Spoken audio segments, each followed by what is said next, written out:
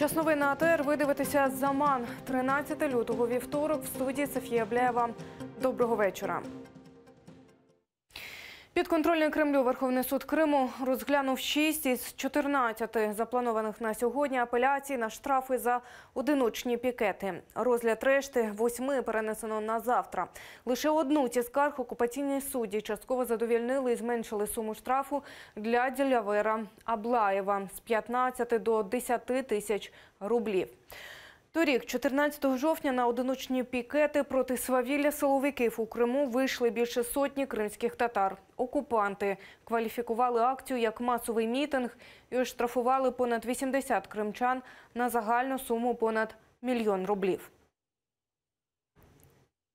Все было точно так же, как и у других. То есть из всех ряда ходатайств, которые я подавал, по-моему, удовлетворили одну частично. То есть на рассмотрение дел, ознакомление с материалом дела нам дали всего лишь 5 минут. Мы это просто так не будем оставлять, да, то есть это дальнейшее мы будем уже обжаловать это в Европейский суд, да, то есть ЕСПЧ по правам человека, вот. Ну, а так штраф, да, мы будем платить. Окупанти переслідують кримських татар за релігію, необґрунтовано звинувачують мусульман у тероризмі і екстремізмі. За словами адвоката Еміля Курбедінова, про це на суді заявив один з обвинувачених у тероризмі Теймур Абдулаєв. Це один з 5 арештованих у жовтні 2016 року у Сімферополі кримських татар. 9 лютого йому продовжили арешт. Теймур переконаний, що, намагаючись ізолювати кримських татар, незаконно звинувачуючи їх у тому, що абсолютно не властиво кримсько-татарському народу, окупаційна влада робить тільки гірше. Крымские татары преследуются, кто не соблюдающий, так скажем, не придерживается строго религии, проходят как экстремисты какие-то, кто соблюдающим, на них навешивается ярлык террористов. А в общем, это все такое общее преследование крымских татар. Россия пытается таким образом сделать так, чтобы выехали все те, кто просто недоволен, и остались абсолютно какие-то лояльные элементы, которые ни слова не скажут.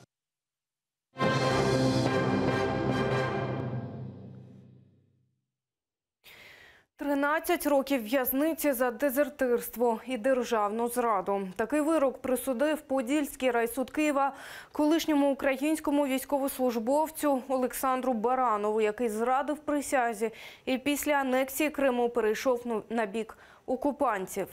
На суді Баранов свою провину не визнав. Його та ще одного військовослужбовця-зрадника Максима Одинцова затримали 20 листопада 2016 року біля пункту пропуску Чонгар. Обидва прямували на материкову Україну, аби за гроші придбати дипломи в одному з українських вишів і з ними отримати офіцерські звання в російській армії. Одинцова суд ув'язнив на 14 років за статтями держзрада та дезертирство. Путін захворів. Російський президент Владимир Путін скасував усі публічні заходи. З його активностей на сайті Кремля хіба робоча зустріч з гендиректором однієї з компаній. Як виявилось, у російського керманича застуда. А відтак усі публічні заходи скасували, каже речник Путіна Пісков. Зокрема, вже скасовано поїздку на Далекий Схід та до Сочі. Від російського президента Владимира Путіна вимагають звіту про загибель росіян у Сирії. З такою вимогою до нього звернувся кандидат у президенти Григорій Явлінський. Мовляв, якщо інформація є правдивою, то посадові особи, включно з головнокомандуючим Збройними силами, мають оголосити це країні. У Сирії 7 лютого під авіаудар сил коаліції за підтримки авіації Сполучених Штатів потрапили російські військові, які служили у приватній військовій компанії Вагнера. Точна цифра загиблих невідома. Вона може сягнути кількох сотень. Тим часом у Кремлі інформацію про загиблих у Сирії росіян не коментують. Прес-секретар Путіна Дмитрій Пісков порадив журналістам звертатися до міністра оборони Сергія Шойгу.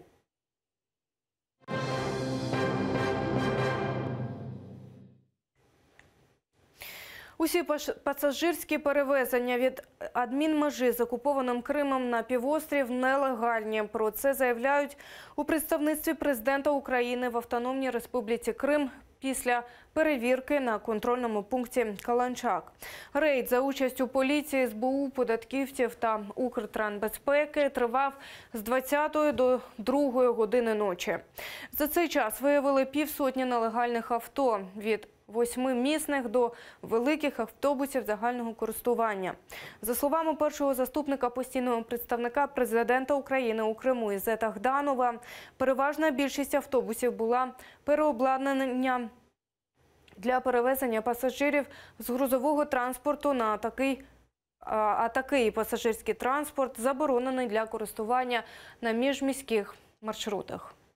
От КПВВ «Каланчак» нет ни одного легального пассажирского перевозчика. Помимо того, что у людей нет паспортов маршрутов, разрешений на перевозку пассажиров, многие из них вообще не оформлены как субъекты хозяйствования. На них составлены, соответственно, протоколы по части 1 164 статьи Административного кодекса Украины. В окупованому Криму ліки від ВІЛ вилучили з переліку життєво необхідних. Про це повідомляє підконтрольний Кремлю Державний комітет по цінам і тарифам Криму. У новий перелік не потрапили системні противірусні препарати для терапії ВІЛ, ліки від цукрового діабету та астми. За даними Російського центру профілактики та боротьби зі СНІДом, торік за півроку кількість інфікованих на ВІЛ-СНІД у Криму зросла з 16 до 22 тисяч осіб. Сфотографувати вже звільнену від окупантів батьківщину – це найзаповітніша мрія Сейтумера Сейтумерова, фотографа та громадського діяча, члена об'єднання «Кримська солідарність». Завдяки його роботі, а також його колег, світ дізнається про те, що нині відбувається в окупованому Криму. Утім, нещодавно Сейтумеров через тиск був вимушений полишити півострів. Чому? В нашому сюжеті. Вражаюча та неповторна кримська природа та завжди різне і тому приголомшене Чорне море. З дитинства від батьків він чув про красу рідного краю, землі, з якої родину Сейтумерових депортували. Сейтумер розповідає, завжди захоплювався силою духу батьків, що ті знайшли сили і змогли повернутися назад в Крим, і там розпочали усе спочатку. В Крым мы в 1989 году переехали. У меня отец 28-го года, пережил депортацию. Мама родилась на 20-й день уже в депортації. Рідні бахчисарайські пейзажі та автентика старовинних мінаретів надихнула на думку про фотографію. Перший, розповідає Сейтумер, робив на телефон і на подив усіх виграв конкурс. Це була робота саме про Ханський палац. Когда снимаешь отдельно, скажем, архитектуру, чуть-чуть не хватает красоты. Отдельно, когда снимаешь пейзажи, но если там нет мысли исторической фишечки в виде мечети, в виде какого-то старинного здания, то получается просто красиво, но без мысли. Нині у Сейтумера є ціла серія фотографій про красоти Криму і його мешканців. Одною із найбільш вдалих вважає ось цю роботу. На ній кримсько-татарський діяч, власник кафе «Салачек» Марлен Асанов молиться в мечеті.